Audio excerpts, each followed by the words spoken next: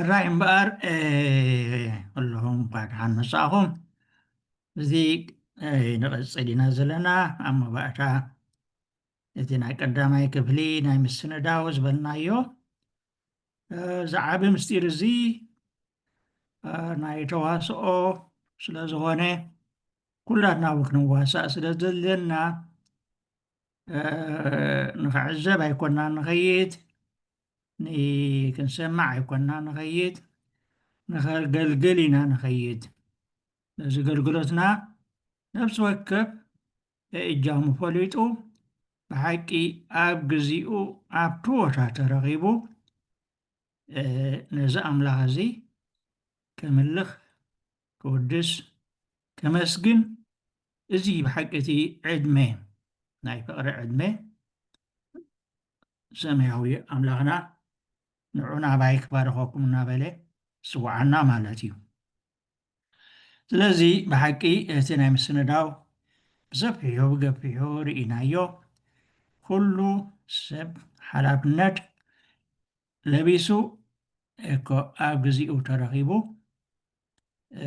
ነዚ ኣምላኽ እዚ ከገልግልን ክውድስን በቲ ዝተዋህቦ ማለት ነቲ ዝተዋህቦ ግደ ፍልጦ ኣለዎ፣ ፅቡቅ ገይሩ ከዓ ብሓቂ ብኡ ከገልግል ኣለዎ ማለት እዩ። ስለዚ ኣብ መወዳእታ ቀዳማይ ዝርአናዮ እቶም 5 ልኡኻት ዝበሃሉ ብሓቂ ኣብቲ መቕደስ ዝበልናዮ ማለት ናይ መንበረ ታቦት ኣብኡ ዘገልግሉ ሰባት እዚኦም ፍሉይ ተልእኮ ዘለዎም እዮም፣ ናይ ቤተ ክህነት ወገን እዮም። ስለዚ እዞም ልኡኻን እዚኦም ኣብ ግዚኡ ተረኺቦም ንኦም ዝምልከት ኩሉ ተሰናድዮም፣ መንበረ ታቦት ኩሉ ተሰናድዩ፣ ምእመናን እውን እንታይ ዝብለና እቲ ሰራዓየ ካህን ትዋና ማለት እዩ ናይ ክርስቶስ ወኪል ኮይኑ ኣብ መንጎ ኣምላኽን ኣብ መንጎ ህዝብን ኮይኑ ድልድል ኮይኑ ዘራኽብ ምልኣት ህዝቢ ምልኣት ምእመናን ከይረአየ ቅዳሴ ኣይጀምር ዝብል ትእዛዝ ኣብቲ ቅዳሴ ከም ዘሎ ርኢና ነርና። እዚ እንታይ ዝነግረና ዘሎ እቶም ምእመናን እውን ግደ ስለ ዘለዎም ክሳተፉ ስለ ዘለዎም ሰዓቶም ፈሊጦም ኣብ ቦትኡ ምስ ተረኽቡ እዩ እቲ ቅዳሴ ዝጅምር ማለት እዩ። ስለዚ እዚ ኣብ መንጎ ቅዳሴ ዘርፀፍ እናበልካ ምሳይካ ምምፃእ እዚ ምናልባት ካብ ኣፍልጦ ጉድለት እውን ክኸውን ይኽእል፣ ግን ሸለልትነት ክኸውን ከሎ ዓብይ ጉድለት እዩ ማለት እዩ። እንታይ ክትገብር ኢኻ ትኸይድ ዘለኻ ኣይትፈለጥን ኢኻ ማለት እዩ፣ ወይ ከዓ ሸለል ኢልካ ኣለኻ ማለት እዩ። ስለዚ እዚ ብሓቂ ኩላትና ክንግንዘቦን ክነስተውዕለሉ ዘለና ማለት እዩ። እምበር ከምቲ ብቐዳማይ ዝበልናዮ እቲ ቅዳሴ ካበይ ዝጅምር መዓስ ዝጅምር ዝብል ሕቶ ኣልዒልና ነርና። ስለዚ እዚ ኩሉ ምስ ተሰናደወ እቶም ልኡኻን ዝበሃሉ በቲ ታሪኻዊ ማቲ ልሙድ ክሳዩ 5 ልኡኻን እዮም ዝበሃሉ ርግፅ፣ ግን ግድን ኣይኮነን እንታይ ቁፅሪ እዚ ክልዕል ይኽእል ክትሕት እውን ይኽእል ማለት እዩ። ዝኾነ ኮይኑ ግን መን እዮም እዞም 5 ልኡኻን ዝበሃሉ ዘለው ኣብቲ መቅደስ መንበረ ታቦት ዘገልግሉ ዝበልናዮ ሰራዒ ካህን ኣሎ፣ ሰራዒ ካህናት ዋና ቀዳሲ ማለት እዩ። ንሱ ንክርስቶስ ዝውክል ወላ 10 ሃለዉ 12 ሃለዉ ወላ 100 ካህናት እውን ሃለዉ ንሱ እዩ። ኣብዚ ሕጂ ምናልባት ከም መወዳእታ ኣቢልና ንሪኦ ንኸውን ብዘይ ፍልጠት እዩ። ንኣብነት ብዙሓት ካህናት 5 ካህናት እንተሃለዉ ኣብቲ ቡራኬ ክኸውን ከሎ ኣድኖ ኣርእስቲኤክሙ ከመይ ባርከሙ ካህናት ዝብሉ ኣለዉ። ከመይ ባርከሙ ካህን እዩ፣ እቲ ካህን ሓደ እዩ፣ ኩሎም ኣይኮኖን ንክርስቶስ ዝውክሉ እቲ ሓደ እዩ፣ ንኩሎም ዝውክል ማለት እዩ። ስለዚ ሓደ ሊቀ ካህናት ከመይ ባርከሙ ብእደ ካህን ወይ ከዓ ጳጳስ እውን ክትብል ትኽእል ማለት እዩ። ዝኾነ ካህን እዩ እቲ ቀንዲ ነገር ቋንቋ። ስለዚ እኮ እዞም ሓሙሽተ ልኡኻን ንብሎም ዘለና እምበኣር እዚ ዝተርዓ ካህን ወና ቀዳሲ ሓጋዚኡ ንፍቂ ካህን ይበሃል። ሳልሳይ ሰራዕ ዲያቆን ዋና ዲያቆን ማለት እዩ። ናቱ ተሓጋጋዚ ንፍቂ ዲያቆን ይበሃል። ከምኡ እውን መፅሓፍ ዝሕዝ መብራት ዝሕዝ ኣብ ትርሳይ ዘቀባብል ሓምሻይ እውን ኣሎ ማለት እዩ። እዚኦም ተሰናድዮም ኣብ ቦታ ምስ ተረኽቡ ንፍቂ ካህን፣ ንፍቂ ዲያቆን፣ ዲያቆን ኣብ ቤተልሔም ይኸዱ ኢልና ቤተልሔም ርኢናዮ ኢና ምስቲ ቤተ ክርስቲያኑ ብሓንሳእ እውን ብጎድኒ ክኸውን ይኽእል። ካብኡ ተፈልዩ እውን መብዛሕትኡ ግዜ ስርዓት ናይ ገና ካብኡ ተፈልዩ ዘሎ ንበይኑ ክፍሊ ዝቅደስ እዩ። እቲ ምስጢሩ ርኢናዮ ኢና። ምክንያቱ ኢየሱስ ካብ ገሊላ ናብ ኢየሩሳሌም ይኸይዱ ወይ ከዓ ኣብ ቤተልሔም ተወሊዱ ኣብ ኢየሩሳሌም ከዓ ተሰዊኡ መይቱ ማለት እዩ። እዚ ሕጂ እቲ ምስጢሩ ማለት እዩ። ምክንያቱ ኢየሱስ ንዝኽረ ይግበሩ ተስካረ ይግበሩ ክብል ከሎ ንኩሉ ኢና ንሓስብ ንኩሉ ኢና ንገብር ማለት እዩ። ካብ ፅንሰቱ ክሳብ ልደቱ፣ ካብ ልደቱ ክሳብ ጥምቀቱ፣ ካብ ጥምቀቱ ክሳብ 30 ዓመት ዝገበሮ ኩሉ ኣብ መወዳእታ ኣብ ቀራንዮ ኣብ ኢየሩሳሌም ሞቱ ማለት እዩ። እዚ ኩሉ ኢና ንዝክር ኣብ ቅዳሴ። ስለዚ ኤኮቲ ቅዳሴ እምበኣር እዞም ዝበልናዮም ንፍቂ ካህን፣ ንፍቂ ዲያቆን፣ ዲያቆን ናብ ቤተልሔም ይኸዱ እንታይ ክገብሩ ነቲ ንመስዋእቲ ዝኸውን ኤኮ እዚ ክርስቶስ ማለት ክንሓስቦ ኣለና። ንክርስቶስ ካብ ቤተልሔም ናብ ኢየሩሳሌም ወይ ካብ ቤተልሔም ናብ መቅደስ ከምፁ ማለት እዩ። እዚ ሕጂቲ ሰለስቲኦም ከይዶም ኣለዎ ማለት እዩ። ንፍቂ ካህን፣ ዲያቆን፣ ንፍቂ ዲያቆን። እቲ ሰራዕ ካህን ከ ኣብኡ እዩ ኣብቲ መንበረ ታቦት እዩ ዝተርፍ ኣይንቀሳቐስን እዩ ካብኡ ኣብኡ ኮይኑ ኤኮ ተሰናድዮም ክመፁ ከለዉ ኢድ ይሕፀብ ማለት እዩ። ተሓፂቡ ምናልባት እቲ ሓምሻይ ኣገልጋሊ ዝብልናዮ ንሱ ይሕፅቦ ኣብኡ ይፅበዮም ማለት እዩ። ስለዚ ካብ ቤተልሔም ናብ ቤተ መቅደስ ክኣትዉ ከለዉ እቲ ኩሉ ዝግበር ምናልባት እዚ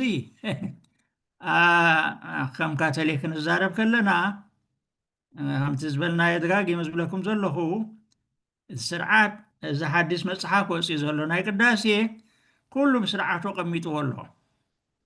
ምናልባት ኩሉ ገልፀልና ምስተማሃርና ብኡ ኢና ክንከይድ ማለት እዩ። ከመይዚ ድሕሪ ክንደይ ዓመታት እዩ ተሓዲሱ ተማሊኡ ተሓቲሙና ዘሎ ማለት እዩ። እቲ ብቅድሚ ሕጂ ዝነበረ ግን እዚ ዝተዘባረቀ ነገራት እዩ። ሓድሓይሽ ብዙሕ ጎድልነት ኣሎ ከም ስርዓትና ማለት እዩ። ክእረም ዘለዎ ኣሎ፣ ካብኣቱ ዘለዎ ዘይነበረ ኣሎ፣ ዝነበረ ዘየድሊ ነገራት ከዓ ክወፅእ ዘለዎ ኣለዎ ማለት እዩ። ስለዚ እዚ ንሕጂ እዚ ንገብሮ ዘለና መቀራረበ ትምህርቲ ነዚ ኣፀቢእካ ቅሩብ ንምግንዛብ እዩ።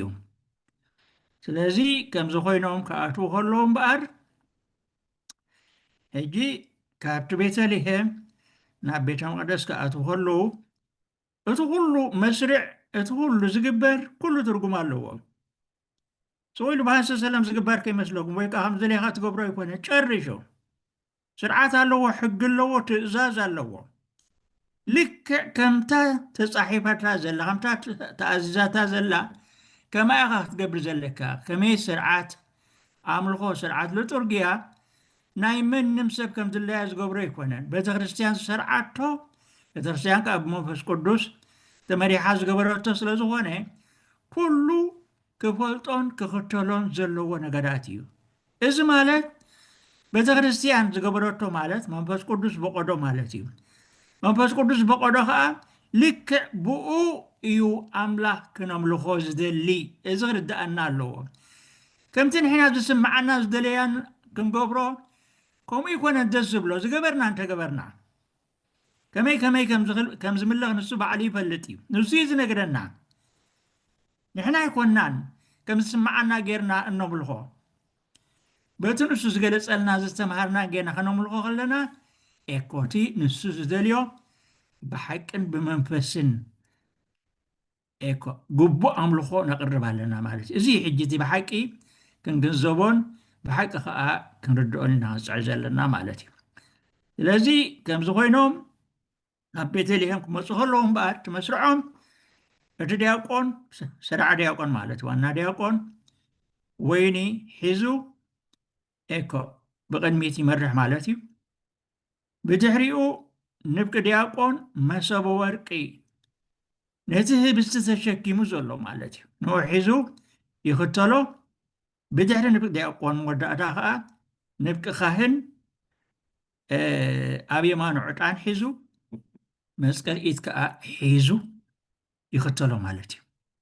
እዚ እናገበሩ እቲ ዲያቆን ቃለ ዓዋዲ እናደወለ ክኣትዉ ከለዉ ይጅምር ማለት እዩ። እቲ ቃለ ዓዋዲ እቲ ቃጭልቲ ንእሽቶ ደወል ንብሎ ማለት እዩ። እንታይ ማለት እዚ ኢየሱስ ካብ ቤተልሔም ናብ ቤተ መቅደስ ኣቱ ኣሎ፣ ስለዚ ተቐበልዎ ማለት እዩ። ኩልና ሕጂ ተሰናዲና ኣለና። እዚኣ ንሕሰብ ሕጂ ካብዚ ንድሓር ተጀሚሩ እዩ ቅዳሴ ካልእ ዝግበር የለን። እቲ ኣብ ቅዳሴ ተሰሪዑ ዘሎ ኢኻ ትገብር። ምእመናን ከዓ ኣብ ቦትኦም ሒዞም ኣለዎ ማለት እዩ። ኣብ ቦትኦም ሒዞም ተለዉ ግዲኦም ከዓ ክገብሩ እዮም ማለት እዩ። ግዲኦም ክፈልጥዎ ኣለዎም፣ ከዝንዕዎ ኣለዎም፣ ክገብርዎ ኣለዎም። መን ክገብረሎም እንታክገብሩ ዳ መፅኦም እዚ ሕጂቲ ናይ ብሓቂ ክነቕሓሉ ዘለና ማለት እዩ። ስለዚ ኣብዚ ናይ ሎም ምሸት ንሪኦ እምበኣር ኣብዚ ቅዳሴ ቃለ ዓዋዲ ምስ ተሰምዐ ይጅመር ማለት እዩ። እቲ ቅዳሴ ተጀሚሩ ማለት እዩ። እቲ ቅዳሴ ስለዚ ነዚ ክበሃል ከሎ እምበኣር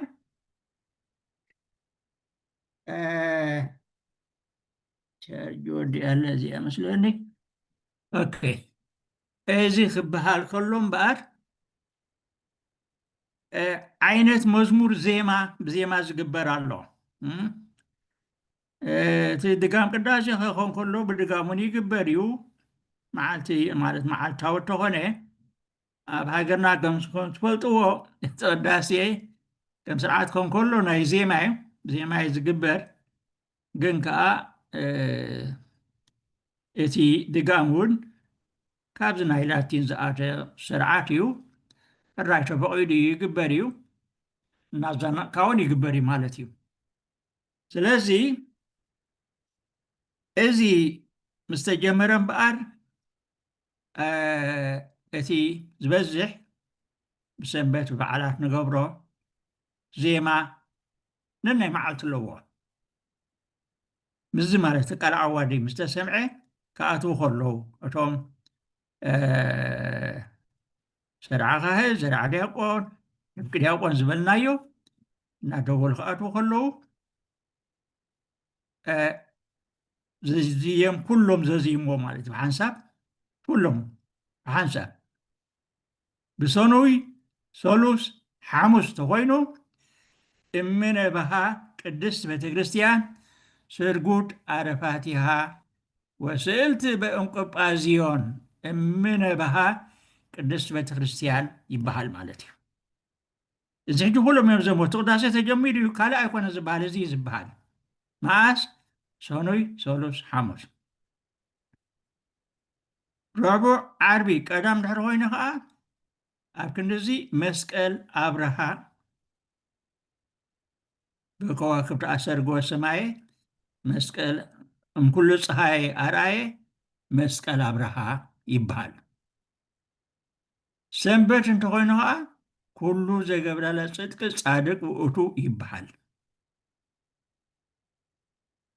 እዚ ሕጂ ናይ ኩሎም እዩ ማለት እዩ። ናይ ምእመናን ናይ ቤተ ክህነት ናይ ኩሎም ነዚ እናበልዮም ትቅዳሴ ዝጅምርዎ እምበኣር ኣብዚ ሕጂ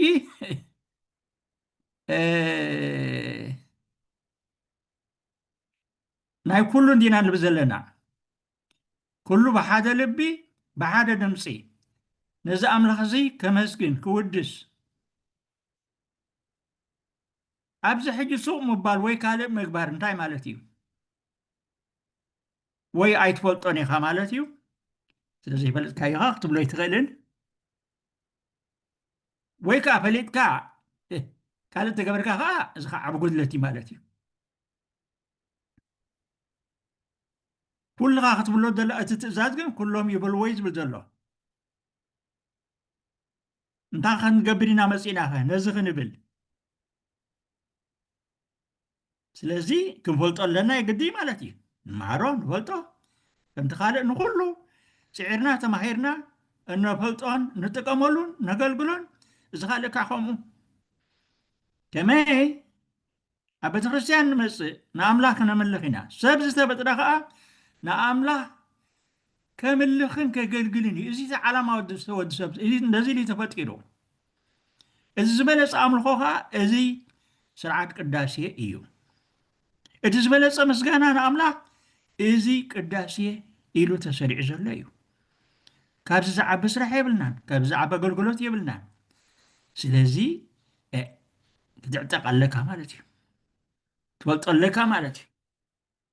ሕጂ እምበኣር ኤኮ እዚ ብሓፂር ቃል እንብሎሲ እንታይ እቲ ምስጢሩ? ንኣብነት እዛ እምነብሃ ቁሩብ ኣስበሕ ቢልና ክንርኢ እያ። እምነብሃ ቅድስት ቤተክርስቲያን ስርጉት ኣድፋትያ ወስልቲ በንቆጳዚዮን እምነብሃ ቤተክርስቲያን ክንብል ከለና እንታይ ማለት እዩ? ብትግርኛ ቃል ንቃል ክትርጉሞን ከለና ኦ መናደቃ ብዕንቁሉል ዝተሸለመን ዝተሳእለን እኖና ቅድስት ቤተክርስቲያን ሰላም ንዓኺና ንብላ ዘለና። ኦኬ ኦ መናደቃ ብዕንቁሉል ዝተሸለመን ዝተሳእለን እኖና ቅድስት ቤተክርስቲያን ሰላም ንዓኺ ንብላ ኣለና። እዚ ቃል ንቃሉ ክትርጉሞ ከለና እዩ። እቲ ስነ ኣምልካዊ ስነ መለኮታዊ ምስጢሩ ግን ክንየው እዚ እዩ። ብሉልን ዕንቁ ዝተሸለመት ኣደ ሰላም ንዓኺና ንብላልና መን እያ እዛ ኣደ እዚኣ? እንታወይቲ እያ? እዛ ኣደ እዚኣ እምበር መቸም ኣደ ክትበሃል ከላ ወላዲት ዝወለደት እያ ኣደ ትበሃል፣ ውሉድ ዘለዎ ኣደ ትበሃል። ንቅድስት ቤተክርስቲያን ኣደ ቢልና ክንፅውዓ እንከለና እዚ ንጣዕሚ ዘረባ ኣይኮነና ኣሕዋተይ። ብሓቂ ወላዲት ኣደ እያ። ብሓቂ ወላዲት ኣደ እያ ቅድስት ቤተክርስቲያን። ከመይ ኢላ ትወልድ? ብማይን ብመንፈስ ቅዱስን ከተጠምቀና እንከላ ካብ ማሕፀና ብማይን ብመንፈስ ቅዱስ ተወሊድና ኢና። ካብኣን ብኣኣን ኣባና ዘይነበረ ብሰንኪ ሓጢኣት ኣዳም ስኢናዮ ዝነበርና ዘለዓለማዊ ህይወት በዚ ምስጢር እዚ ክንውለድ ከለና ንቕበሎ ኣለና ማለት እዩ። ይኸውም እዚ ዝዓበ ምስጢር ጎይታና ኢየሱስ ክርስቶስ እንታይ ይብለና? ብሓቂ ብሓቂ እብለኩም ኣለኹ ካብ ማይን ካብ መንፈስ ቅዱስን እንተዘይተወልደ ናብ መንግስቲ ኣምላክ ክኣቱ ዝኽእል ከቶ የልቦን ይብለና ወንጌል ዮሃንስ 3:5 ሪኹም እንተዘይተወልደ ዝብለና ዘሎ። ስለዚ ክንጥመቅ ከለና ካብ ማይን ካብ መንፈስ ቅዱስን ኣብዛ ማሕፀና ኣደ እዚኣ ክንጥመቕን ከለና ብሓቂ ንውለድ ኢና ዘለና ኣባላት ዘይነበረ ህይወት ኢና ንቕበል ዘለና መለኮታዊ ዘይመውት ህይወት ዘለዓለማዊ ህይወት ኢና ንቕበል ዘለና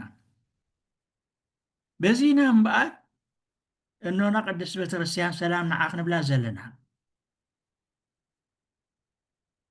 ካብ ቅድስቲ እኖና ቤተክርስቲያን ተወሊድና ኢና እምበኣር ውሉድ ስለ ዝኾንና ኢና ኣደ ንብላ ዘለና ውሉድ ኣደ ኢሉ ክፅውዕ ከዓ ንቡር እዩ እዛ ኣደ እዚኣ ከዓ ካብ ሰብ ዝተወልደት ኣይኮነትን ብደምድሪ ገንሸል ተሓፂባ ዝነፅሐት ካብቲ ኣብ መስቀል ተሰቒሉ ናይ ሞት ድቃ ዝደቀሰ ዝተወልደት መርዓት ክርስቶስ እያ ኢየሱስ ሪኢኹም ነዛ ቤተክርስቲያን እዚኣ ብኸመይ ዝበለ ፍቕሪ እዩ ዘፍቅራን ዝንከባኸባን ቅዱስ ጳውሎስ ነዚ ክገልፆ ከሎ ሪኢኹም ነዚ ዓብ ምስጢር እዚ ክርስቶስ ንቤተ ክርስቲያን ብቃልን ብምሕፃብ ማይን ኣፅርዩ ምእንቲ ክቅድሳ ርስሓት ወይ ዕጣር ወይ ድማ ነብኡ ዝመስል ካልእ ክፍኣት ዘይብላ ቅድስትን መንቅብ ዘይብላን ክብርቲ ቤተ ክርስቲያን ገይሩ ናብኡ ምእንቲ ከቅርባ ኣብ ክንደኣ ገዛእ ርእሱ በጃዕ ክሳዕ ምሃብ ኣፍቀራ ይብል ሪኢኹም እዚኣ እዛ ቤተ ክርስቲያን እዚኣ እዛ ኣዴና እዚኣ እታ መርዓት ክርስቶስ እዚኣ ኢና ሪኢኹም ኣብዚ ዓብይ ምስጢር ነዚኣ እዚ ዝገበረትልና ኢና ሪኢኹም ኣምላኽ ኣብ ሓዲሩ ነዚ ስለ ዝገበረልና ኢና እምነበሃ ቅድስት ቤተ ክርስቲያን እናበልና ሪኢኹም ንውድሳ ዘለና ማለት እዩ እዚ ዝበልናዮ ጥቕሲ ኤፌሶን 5 ካብ 25 ክሳብ 27 ዘሎ እዩ ማለት እዩ ስለዚ እምበኣር እዛ ሰላም ንዓኺ እኖና እናበልና ንፅውዓ ዘለና ክርስቶስ ብክቡር ደሙ ዘጥራያ ንሱ ባዕሉ ዝርእሳ ኩላቶም ዝተጠመቁ ዝኣባላታ ኣብ ምድሪ ዘላ ሰማያዊት ምስጢራዊት ሰማያዊት ኣካል ክርስቶስ እያ ቤተክርስቲያን ምስጢራዊት ኣካል ክርስቶስ እያ ዓደ ወላዲት ሓላይት ኣፍቃሪት ስለ ዝኾነት ከዓ ክትፍቀርን ክትክበርን ይግባኣ እዩ ኣብ ኦሪት እንታይ ዝብል ንረክብ ነዚ ኣምሳል ኮይኑ ዝተጠቐሰ ማለት እዩ እታ ቅድስቲ ከተማ እታ ሓዳስ ኢየሩሳሌም ንመርዓውያ ኢላ ከም ዝተሸለመት መርዓት ተዳልያ ካብ ሰማይ ካብ ኣምላኽ ክትወርድ ከላ ረኣኹ ካብቶም ናይ መወዳእታ 7 ፅዋዕ ዝሓዙ 7 መላእክቲ ከዓ ሓደ መፀ ነታ መርዓት ሰበይቲ እትገንሸል ከርእየካስ ነዓ እናበለ ተዛረበኒ ብመንፈስ ድማ ናብ ዓብይን ነዊሕን እምባ ወሰደኒ ነታ ቅድስቲ ከተማ ኢየሩሳሌም ካብ ሰማይ ካብ ኣምላኽ ክትወርድ ከላ ከዓ ኣርኣየኒ ብክብሪ ኣምላኽ እውን ተንፀባርቕ ነበረት ምድማቓ ብርሃና እውን ከም ኣዝዩ ዝኸበረ እምኒ ከምቲ ዘንፀባርቕ እምኒ ኢያስጲስ ይመስል ነበረ እዚ ኣብ ራእይ ዮሐንስ ምዕራፍ 21 ወፅል 2 ከምኡውን 9-10 ዘሎ እዩ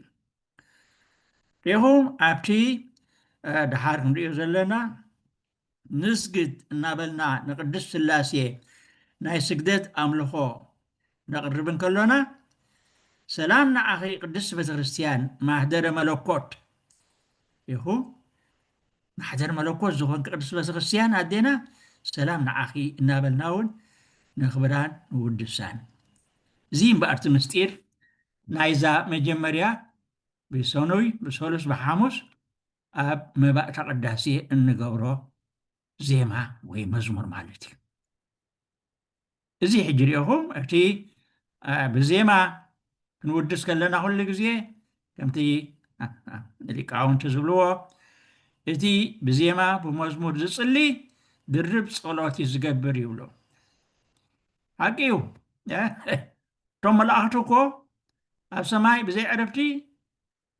ብጣዕሙ ዝምስጥ መዝሙርን ዜማን ምውዳስ ይስርሖም ነዚና ነቃልሕ ዘለና እምበኣር ኣብ ምድሪ እውን ከመይ ናቶም ክፍሊ ስለ ዝኾንና ማለት እዩ። ከመይ ኣብቲ መባእታ ዝበልናዮ ቅዳሴ ሰማይ ኣብ ምድሪ ኢልናዮ ኢና። ሰማይ ንምድሪ ዝሕወሰሉ እዩ። ስለዚ እዚ እቲ ዓብዪ ምስጢር ንብሎ ዘለና እምበር እቲ ካልኣይ ዝበልናዮ ካልኣይ መዓልቲ ንኣብነት ረቡዕ ዓርቢ ቀዳም እንተኮይኑ ከዓ ክንዲዚ የምነበሃ መስቀል ኣብርሃ ንብል ማለት እዩ። መስቀል ኣብርሃ ንብል ማለት እዩ። እዚ በቲ ግእዙ ከም ዘለዎ መስቀል ኣብርሃ መስቀል ኣብርሃ በከዋክብት ኣሰርገወ ሰማየ እምኩሉ ሰብ ፀሃየ ኣርአየ መስቀል ኣብርሃ በከዋክብት ኣሰርገወ ሰማየ። ስለዚ ቃል ነቃሉ ትግርኛ ትርጉሞ ከለና መስቀል ኣብርሀ ንሰማይ ብከዋክብቲ ሸለመ እንካብ ኩሉ ከዓ ንፀሓይ ኣድመቀ ኢና ንብል ዘለና። እንታይ እቲ ምስጢሩ ግን ኣብዚ መስቀል ኣብ ዓድና መስቀል ምልክት መስቀል ኣብ ኩሉ ኢና ነንፀባርቆ ከመይ ኣርም ከምዚ ቅድሚ ሕጂ ርኢናያ ነርና ኣርማ ናይ ዓወትና ናይ ሓርነትና ከም ክርስቲያን መለለይና ስለ ዝኾነ ማለት ናይ ድሕነትና ቀንዲ ኣርማ ስለ ዝኾነ ማለት እዩ። ስለዚ ምስ ቁሩብ ታሪኹ ኣብዚ ክርዳእና ስለምንታይ ና መስቀል ኣብርሃ ንብል ዘለና ሕፅር ዝበለ ታሪክ ባዕልኩም ተስምሕዎ ሃፀይ ቆስጠንጢኖስ ዝበሃል ዓብይ ቆስጠንጢኖስ እውን ይበሃል እዩ። እዚ ዓብይ ንጉስ እዚ ሃፀይ ንድሕነት መንግስቲ ሮማውያን ዘወሃሃደ እዩ። ተመቃቂሉ ስለ ዝነበረ ኣብ ሓድነት ዘምፀ እዩ። እዚ ጥራሕ ዘይኮነ ግን ናፅነት ሃይማኖት ክርስትና ዝኣወጀ ንመጀመርያ ግዜ ክሳብ ሽዑ ኣብ ትሕቲ መሬት እዩ ነይሩ እቲ ክርስትና ናይ ክርስትና እምነት ብሕቡእ ይግበር ነይሩ። እዚ ንጉስ ግን ንመጀመርያ ካብ ጎዳጉዲ ወፂኡ ሃይማኖት ክርስትና ኣብ ሙሉእ መንግስቱ ክእወጅ ብክብሪ እውን ኤኮ እቶም ክርስቲያን በቃ ብክብሪ ሃይማኖቶም ገልፁ ኣውጁ ማለት እዩ። እዚ ብ312 ኣቢሉ ዝገበሮ እዩ ማለት እዩ። ስለዚ እዚ ጥራሕ ዘይኮነ ድሓውን ርእሱ ክርስቲያን ኮይኑ ንክርስትና ዘስፋሕፍሐ እዩ። እዚ እንታይ እዩ ምዚ መስቀል ኣብርሃ ዝበልናዮ ሳስር ኣለዎ እንተበልና ብሕፅር ዝበለና ንብሎ ዘለና ብ313 ምስቲ መቀናቅንቱ ዝነበረ መክሰኒዮስ ዝበሃል ነይሩ ቁሩብ እቲ ሂወቱ ጥቡቅ ኣይነበረን። ስለዚ እዚ ቆስጠንጢኖስ ግን ብዛኣት ሮማ ከምዚ ይኮነን ብሕግን ብስርዓትን ዝፍፀም እዩ ኢሉ ምስኡ ውግእ ክገጥም በቃ ወሲኑ ማለት እዩ። ስለዚ ግን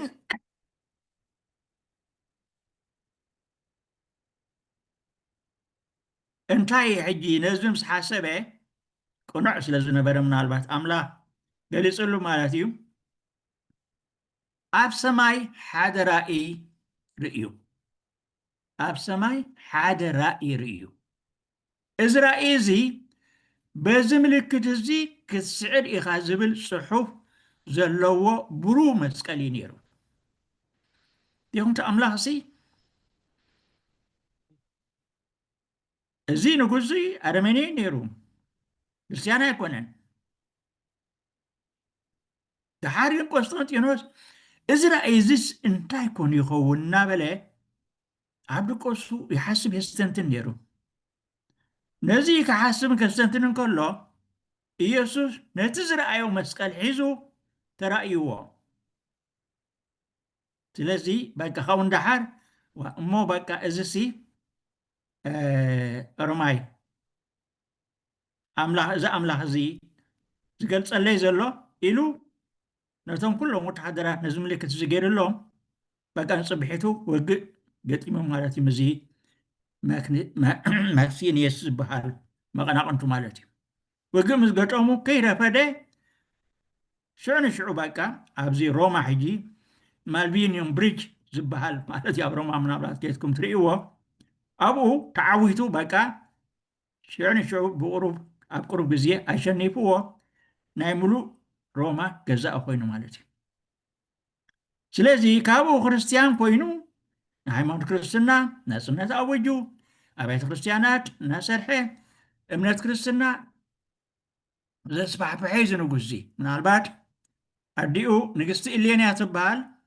እዚ ባዕልኹም ኣፀዩ ከም ተስፍሕዎ ብዛዕባ መስቀል፣ ምክንያቱ እዛ ንግስቲ እዚኣ ቅድስቲ ኢሌንያ ትበሃል። ነቲ መስቀል ክርስቶስ ኢየሱስ ተሰቕለሉ ንመጀመርያ ግዜ ተኳዒቱ ድሕሪ 300 ዓመት ዘመን ኩዒታ ዘውፀት ዝረኸበት እያ። እዚ ሕጂ እቲ ዓወት ናይ መስቀል ናይዛ ዓወት ተኣዳ ቅድስቲ። ስለዚ እዚ ታሪክ እዚ ስለ ዘለዎ ኢና እምበኣር መስቀል ኣብርሃ ከመይ ኣብ ሰማይ ባዕ ኢሉ ስለ ዝተገልፀሉ ሙሴ ነቢ ሙሴ ኢዱ ኣልዒሉ ነቶም እስራኤላውያን ክፅሊ ከሎ እቶም እስራኤላውያን ይስዕሩ ነይሮም። ሙሴ ደኺምዎ ኢዱ ከውርድ ከሎ ከዓ እቶም ፀላእቶም እቶም ኣማለቃውያን ዝበሃሉ ይስዕሩ ነይሮም። ሙሴ ኣእዳው ስለ ዝረብረባ እምኒ ወሲዶም ኣብ ትሕቲኡ ኣንበሩ። ሙሴ እውን ኣብ ልዕሊኡ ተቐመጠ። ኣሮንን ሁርን ከዓ ሓደ ግዜ ሓደ በዛ ሓደ ተሓደኻ በቲ ሓደ ንኣእዳዎም ሙሴ ይድግፉ ነበሩ። ኣእዳው ድማ ፀሓይ ክሳዕ እትዓርብ ፀንዓ ይብለና ኣብ ኦሪት ዘፍጥረት 17 ካብ 11 ክሳብ 12። ቅዱስ ኣቦና ርእሰ ሊቃነ ጳጳሳት ቤኔዲክቶስ መበል 16 ነፍሶም ይምሓር ነዚ ጥቕሲ እዚ ብከምዚ ይፈትሕዎ። ሙሴ ናይቲ ኣብ እምባ ቀራንዮ ኣብ መስቀል ኢዱ ዘርጊሑ ምእንቲ ኩሉ ድሕነት ዓለም ናብ ሰማያዊ ኣቦ ዝፀለየ ኢየሱስ ክርስቶስ ኣምሳል እዩ። ከመይቲ ኩሉ ኣብ ብሉይ ኪዳን ዘለዎ ዝኾነ ተፈፀመ ናይ ሓዲስ ኪዳን ኣምሳል እዩ። በቲ ኣብ መስቀል ኢዱ ዘርጊሑ ዝፀለዮ ፀሎትን ዘዕረጎ መስዋእትን ኣብ ልዕሊ ኩሉ ፀላእቱ ወሳኒ ዓወት ተጎናፀፈ። ከምዚ ቆስጠንጢኖስ ብኡ ዓወት ዝረኸበ ኢየሱስ ካሪኢኹም ኢዱ ዘርጊሑ በዚ መስቀል እዚ ኣብ ቀራንዮ ምስ ዕረጎ ምስ ተሰውዐ ንኩሎም ፀላእቱ ንሓጢኣት ንዓለም ንዲያብሎስ ዝዒሩ ኣብ ልዕሊኦም ዓወት ተጎናፂፉ ነቶም ካብ ባርነት ሓጢኣት ዘድሓኖም ከዓ ሓርነት ኣውጅልና ሪኢኹም። ኣብዚ መስቀል እዚ እዩ ሓርነትና ተኣወጁ። ንሕና ኣብ ቅዳሴ ኣብዚ መስዋእቲ እዚ ክንሳተፍ ከለና እምበኣር ነዚ ዓወት እዚ ኢና ንዝክርን ነኸብርን ዘለና ኣሕዋተይ። ነዚ ናይ ናፅነትና ዝተኣወጀሉ እዚ እቲ መስቀል ኣብርሃ እናበልና ቅዳሴ ንጅምር ዘለና። ከመይቲ ቅዳሴ መስዋእቲ ቀራንዮ እዩ። ናይ ዓወት ናይ ቀራንዮ ኢና ብተግባር ንገልፅ ዘለና ማለት እዩ። ስለዚ መስቀል ከመይ ኢሉ ደኣ ብርሃን ኮይኑ ንካልኦት ዘይብርህ እግዚኣብሔር ብርሃን እዩ። ንሰብ ብኣምሳሉ ክፈጥሮ ከሎ ግርማ ብርሃኑ ኣልቢስዎ እዩ። እንተኾነ እዚ ብርሃን እዚ ብሰንኪ ሓጢኣት ካብኡ ተቐንጢጡ እዩ። ህይወት ኣብኡ ነበረት፣ እታ ህይወት ከዓ ብርሃን ሰብ ነበረት ይብለና ቅዱስ ዮሃንስ። ብርሃን ኣብ ፀልማት የብርህ፣ ፀልማት ከዓ ኣይሰዓሮን ይብለና። ወንጌል ዮሐንስ 1:4-5 ብርሃንን ጸልማትን ሓጢኣትን ጽድቅን ተጻይ ኣድሕድ እዮም ኣይሰማምዑን እዮም ክርስቶስ ብርሃን ዓለምን ዲያብሎስ መልአከ ጽልመትን ኣብ መስቀል እዮም ተራኺቦም ውግእ ገጢሞም እቲ ወሳኒ ዓወት ውግእ ዲያብሎስን ክርስቶስን ኣብ ልዕሊ መስቀል እዩ ተኻይዱ ክርስቶስ ብርሃን ዓለም ስዒሩ ዲያብሎስ ጸልማት ተሳዒሩ ጽልኢ ብፍቕሪ ተሳዒሩ ሞት ብህይወት ተሳዒሩ ጸልማት ብብርሃን ተሳዒሩ ኣብ ቅዳሴ እምበር ነዚ ፍጻሜ ኢና መስቀል ኣብርሃ በከዋክብቲ ኣሰርገወ ሰማየ እምኩሉ ፀሓይ ኣርኣየ እናበልና ንዝምር ዘለና ማለት እዩ ንሰማይ ብከዋክብትስ ሰሎሞ ኢልና ኣብ ግዜ ቅዳሴ ሰማይ ኣብ ምድሪ ለጠቕ ይብል እቶም ቅዱሳን ከዓ ከም ከዋክብቲ ይበሩ ከምቲ ከዋክብቲ ኣብ ዓለም የብርሁ ንስኻትኩም ከዓ ኣብ ማእከል እዚ ቄናንን ጠዋይን ወለዶ እዚኣ ኢንታ ዘይብሎም ንጹሓትን ኣበር ዘይብሎም ውሉድ ኣምላኽ ኮይንኩም ኣብርሁ ይብለና ቅዱስ ጳውሎስ ፊልጵስዩስ 2:15 ርኢኹም እዚ እቲ መልእኽትና በሪህና ብርሃን ንስኻትኩም ብርሃን ዓለም ጨው ምድሪ ኢኹም ክብለና ከሎ ናይ ዘረባ ጣዕሚ ይኮነን ኢና ክንከውን እውን መልእኽቲ ኣለና ማለት እዩ ስለዚ ብዛላ መስቀል ክርስቶስ ውሉድ ብርሃን ኮይንና ኢና በሪህና ንዓለም ክነብርህ ባህርያዊ ተልእኮና ከም ዝኾነ ቅዱስ ጴጥሮስ ከም ዝናበለ ይምዕደና ንስኻትኩም ግና ዕብየት ናይቲ ካብ ጸልማት ናብቲ ዘገርም ብርሃኑ ዝፅዋዓኩም ምእንቲ ክትነግሩ ሕሩይ ወለዶ ናይ ንጉስ ካህናት ቅዱስ ህዝቢ ጥሪት ኣምላኽ ዝኾነ ህዝቢ ኢኹም ይብለና ርኢኹም ከመይ ዝበለ ዕብየት እዩ እዚ ተዋሂብና ዘሎ እዚ ኣብ መጀመርያ መልእኽቲ ጴጥሮስ 2:9 ኢና ንረኽቦ ማለት እዩ እዚ እምበኣርቲ ብሓፂሩ መስቀል ኣብርሃ እናብልና ንብሎና እዚ እቲ ምስጢር ኣሕዋተይ እዚ እቲ ምስጢር እንካብ ኩሉ ከዓ ንፀሓይ ኣድመቐ ከዓ ብለና እምኩሉ ሰብ ፀሓየ ኣርኣየ ካብ ኩሉ ከዓ ንፀሓይ ኣድመቐ ፀሓይ እውን ካብቶ ከዋኸብ ሓንቲ እንድያ ዓይንና ብዝርእዮም ካብ ኩሎም ከዋኸብቲ ዝደመቐት ፀሓይ እያ ከመይ ንሳ ምስ በረቐት እቶም ከዋኸብቲ ኣይረኣዩን እዮም ብኣ ይሽፈኑ ማለት እዩ ካብ ኩላቶም ቅዱሳን ዝደመቐት ከዓ እታ ፀሓይ ዝተወንዘፈት ወርሒ ብእግራ ዝረገፀት 12 ከዋኸብቲ ከም ኣኽሊል ኣብ ርእሳ ዝደፍአት ኣብ ሰማይ ዝተራእየት ሰበይቲ እታ ኣብ እግሪ መስቀል ቀራንዮ ምስ ፍቁር ወዳ ብሓዘን ኩና ዝተወግአትን ዝተሰውዐትን እግዝእትነ ማርያም እያ እዚ ተጠቒሱ ዘሎ ኣብ ራእይ ዮሐንስ 12:1 ትንብቦ ትኽእሉ እዚ እምበኣርቲ ብሓፂር እቲ ምስጢር ክንግንዘቦ ማለት እዩ እቲ ንብሎ ዘለና ሲ ዓብይ ምስጢር ዝሓዘ ቃል ምዃኑ ነቲ ንገብሮ ዘለና ዝገልጽ ዓብይ ሚዛን ዘለዎ ምዃኑ ማለት እዩ ስለዚ እኮ እታ መወዳእታ ብሰንበት ንብላ ማለት እዩ እታ ሳልሰይቲ ብሰንበት ንብላ ኩሉ ዘገብራ ለጽድቂ ጻድቅ ውእቱ ወዘያከብር ሰንበተ እይበል ፈላሲ ዘገብአ ኣብ እግዚኣብሔር ይፈልጠኒኑም ህዝቡ እዚ ብግእዝ እንድዩ ብትግርኛ ቃል ንቃልኩም ትርጉሙ ከለና ሰናይ ዝገበረ ሰንበት ዘኽበረ ናብ እግዚኣብሔር ዘቐረበ ኩሉ ጻድቕ እዩ ደቀየ ሓደ እኳ ከየስሕተኩም ከምቲ ክርስቶስ ጻድቕ ዝኾነ እቲ ጽድቅ ዝገብር ከዓ ጻድቕ እዩ ይብለና ቀዳማይ መልእኽቲ ዮሃንስ 3:7 ጻድቕ እንታይ ማለት እዩ? ጻድቕ ንብሎ ጽድቂ ንብሎ ጻድቕ ፍትሒና ርትዒና ሓቀኛ መንፈሳዊ ሕያዋይ ማለት እዩ። እዚ እቲ ጻድቕ ጸዲቑ ክንብል ከለና እዚ ዝፍጽም ዝጠባይ ሰብ ማለት እዩ። ኢየሱስ ኣነ ሓቅን መገድን ህይወትን እየ ይብል ርኢኹም።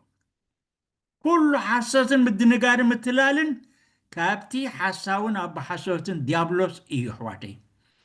እዚ ኢየሱስ ብግልፂ ነጊደና ኣሎ ኣብ ዮሃንስ ምዕራፍ 8:44 መገዲ ሓቅን ፍትሕን ርትዕን ዝኽተል ዘበለ ሰናይ ክገብር ኢሉካ ዝስዕርን ነቲ እውነተኛ ዝኾነ ኢየሱስ ክርስቶስ እዩ ዝኽተል። መገዲ ኢየሱስ ሒዙሎ ሰብ እዚ ትዕወት እዩ ከዓ በዚ መገዲ እዚ ዝጓዓዝ ከዓ ነታ ታሕጓስን ክብርን ዝመልኣ ዘለዓለማዊት ህይወት ይወርስ እኮ።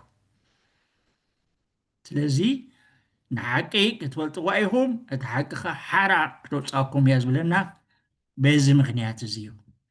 እዚ እምበኣር ዝምስጢሩ ኩሉ ዘገብረለ ጻድቅ ውእቱ ክንብል ከለና ከዓ እዚ ክንገብር ነዚ ኢየሱስ እዚ ነዚ ጻድቕ ኢየሱስ ነዚ ሓቀኛ ኢየሱስ ቃላቱ ለይትን መዓልትን እናንበርና ብሂወትና ክንነብሮን ክትግብረና ፃዓርና እዚ ትጉዕዞ እዚ ከዓ እቲ መልእኽትና ማለት እዩ። ስለዚ ሎሚ ምሸት ኣብዚ ክነቋርፅ ኢና። ስለዚ ብሓፂሩ እምበኣርቲ ቅዳሴ ተጀሚሩ ማለት እዩ። በዚ ዜማታት እዚ ካዩ ዝጅመር ማለት እዩ። ደከን ነናይ መዓልቱ ርኢኻ። ስለዚ እዚ ናይ ኩላትና ግደ ስለ ዝኾነ ናይ ኩላትና ብፅሒ ስለ ዝኾነ እቶም ኩላትና ነዚ ሓቀኛ ኣምላኽ እዚ ብመንፈስን ብሓቅን ክነምልኽ ኢልና ኩሉ ንድሕሪት ገዲፍና ኣብዚ ቅዱስ ቦታ እዚ ኣብዚ ቅዱስ ግዜ እዚ ንርከብ እዚ ብሃማት ክንከውን የብልናን ግዴና ክንፈልጦ ኣለና ክነፅንዖ ንኽእል ኢና። ድላይ ዝሓትት ብፍላይ ሎሚ ከም ሎሚ ቀደም እኳ ቦታ ኸትካ ኣብቲ ቦታ ተጓዒዝካ ብመምሃሪ ኢኻ ትመሃሮ ነበርካ። ሎሚ ግን ሪኢኹም እቲ ዓለም ከመይ ገይሩ ቃሊልና ኣሎ። ኣብዚ ኸድናዮ ሒዝናያ ንኸይድ ሴልፎን ንብላ ኩሉ ዓይነት ትምህርቲ ናይ ዜማ ብምሉእ ቅዳሴት ይዙ ኩሉ ኣብኡ ብነፃ በቃ በሉ እነህልኩም ቀሪብልኩም ኣሎ ኣፅንዕዎ ኢሎም ሂቦምና ኣሎ። እንታይ ይሓትት ድላይ እንታይ ይሓትት ቁሩብ ፃዕሪ ነዚ ዘይፃዓርና ስዕር ንኣምላኽ ኣገልግሎት እንተደኣ ኮይኑ ነዚ ኣምላኽ እዚ ክነገልግል እንተደኣ ኮይንና ክነምልኽ እንተደኣ ኮይንና ፈጢርና እቲ ንኡ ዝኸውን ነገራት ነዚ ንምግባርሲ ከመይ ኢልና ሸለል ክንብል ኢና። ናይ ቀዳማይ ክንሰርዖ እሞ ክንስዕረሉን ክንግደሰሉን የድሊ። እግዚኣብሔር ሓይልን ክእለትን ይሃበና። ቅሩብ ግዜ ወሲድና ኣለና። ዝተረፈ መድረኽ ኣባኹም ገድፎ ኣብቲ ካልእ መደብ ክንሓልፍ